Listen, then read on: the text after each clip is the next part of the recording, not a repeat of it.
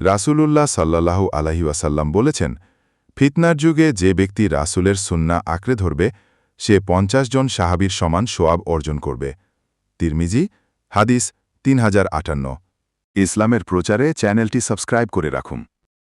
রাসূলুল্লাহ সাল্লাল্লাহু আলাইহি ওয়াসাল্লাম বলেছেন, আর মানুষের জন্য তাই প্রাপ্য হবে যা সে নিয়ত করবে। সাহিহ মুসলিম, হাদিস ১৯০৭। ইসলামের প্রচারে চ্যানেলটি সাবস্ক্রাইব করে রাখুন। রাসূলুল্লাহ সাল্লাল্লাহু আলাইহি ওয়াসাল্লাম বলেছেন, সবচেয়ে বেশি পরিমাণে মানুষ জাহান্নামে যাবে জিহ্বা ও লজ্জাস্থান হেফাজত না করার কারণে। তিরমিজি, হাদিস ২০০৪। ইসলামের প্রচারে চ্যানেলটি সাবস্ক্রাইব করে রাখুন।